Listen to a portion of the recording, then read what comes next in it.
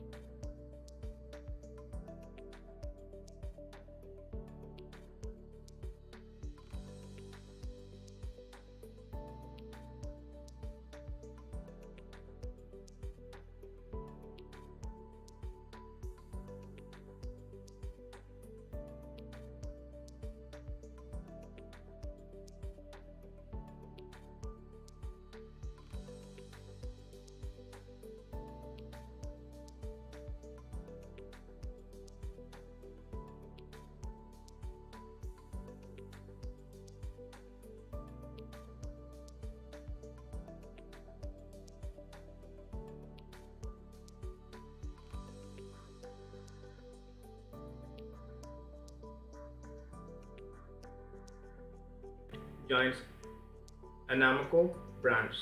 It did not respond to a request to confirm this round is its Series C or to share its valuation. Its funds will be used for hiring and developing more titles, including VR games. Third currently has three on its book, two of which launched this year, and a third that is in development. Thirdverse is also working on its first blockchain game. Earlier this 1 month, the company announced a partnership with Polygon and which launched Capital Subasa rivals on the chain by the end of this year.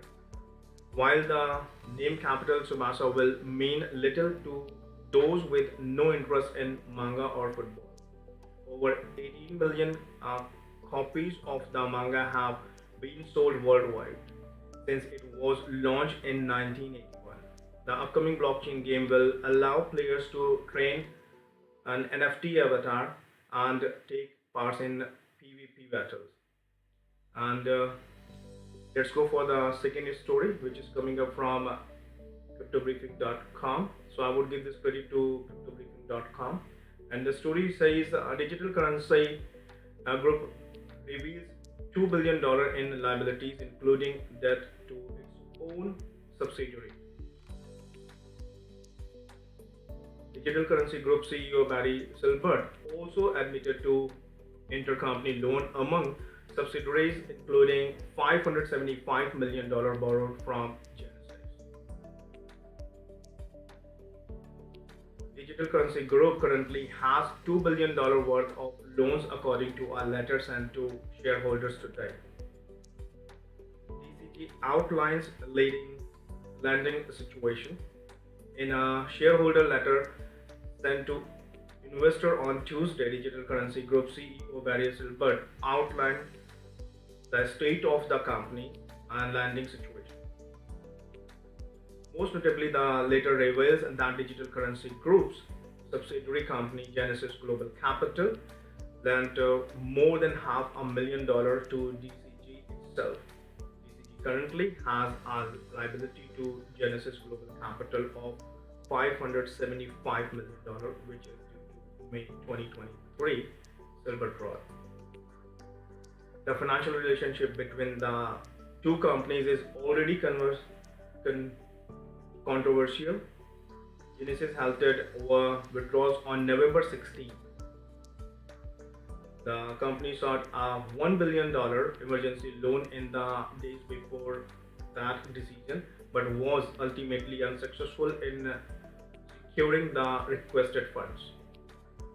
In today's shareholder letter, Silbert acknowledged that there has been clutter about intercompany loans, but said those loans were made in the ordinary course of business. He calculated that DCG borrowed money from Genesis in the same vein as hundreds of crypto investment funds. The letter also says that $1.1 billion promissory note exists. That promissory note is connected to the collapse of the Three Arrow Capital and is due in June 2032.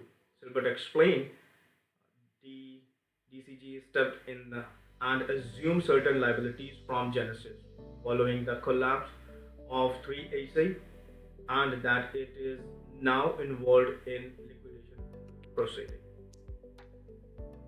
Finally, DCG said that its only other debt in $350 million credit facility from a group of lenders led by Albridge Industries.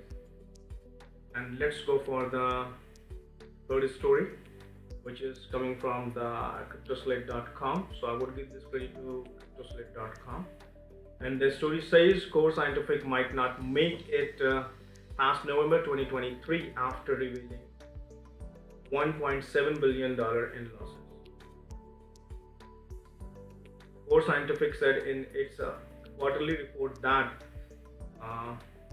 doubt exists about its ability to continue going if it fails to raise liquidity.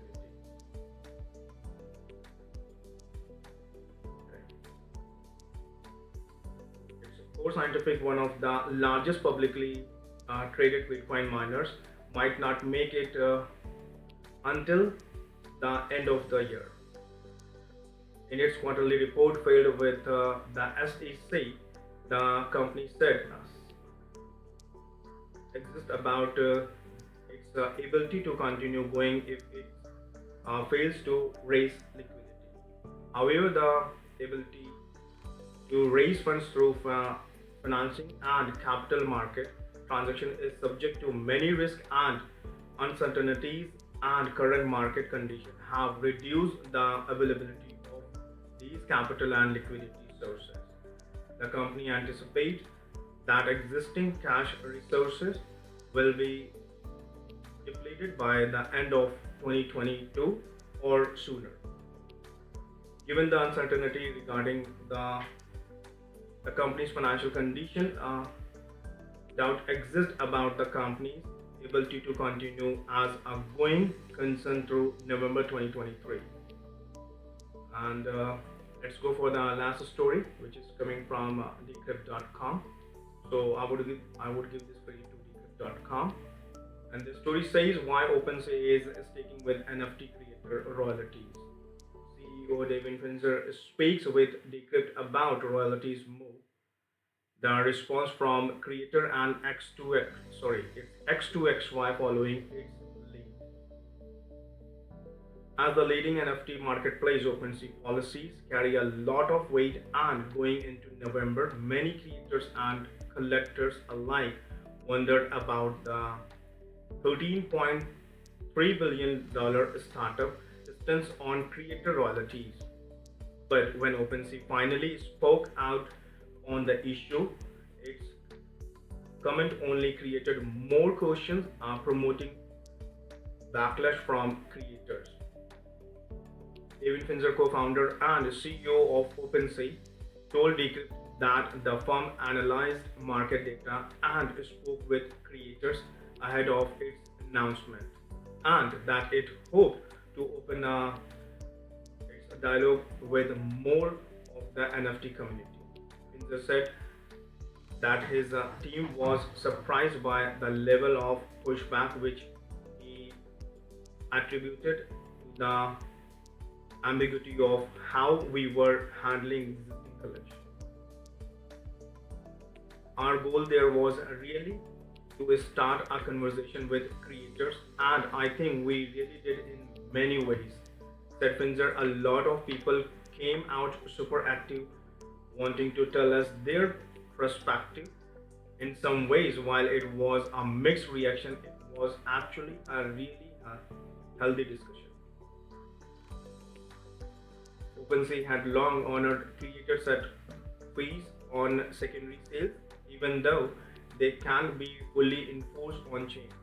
But in recent months, rival platforms have getted royalties in the name of a cheaper transaction of for traders, turning the NFT space on its head and throwing a curveball at creator dealing with falling price and demand. The November 5th, OpenSea said that it was waiting its option and would continue to consult with the NFT community. It also launched a tool that would let creators on new Ethereum NFT project block marketplace that don't fully honor royalties. But for existing project, OpenSea cited the possibility of making creator fees optional for traders. And guys, this is the end of the story today.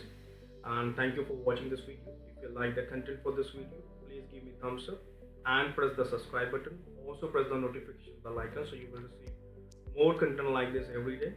And don't forget to check out our official link of major crypto platform in the description of this video. And I would love to hear your feedback and suggestions. So do comment your thoughts below. And please share this video with your friends on social media, Facebook, Twitter, and Instagram at bobasheesh, and also at cryptoikonmedia to learn more about our company. And let me talk about what exactly we do. Cryptoikonmedia is a full-service interactive crypto media agency, digital marketing, social media, and branding. Guys, if you want to get 100 USDT, so get world biggest crypto exchange Binance and deposit more than $50 into your Binance account, and we will both get 100 USDT cashback as a voucher. And if you are listening to this content on the Apple Podcast, Spotify, or any other podcast platform, then please do hop on our YouTube channel for the real action. And thank you once again. Please share this video. Please like this video. Thank you. Have a great day. Catch you soon.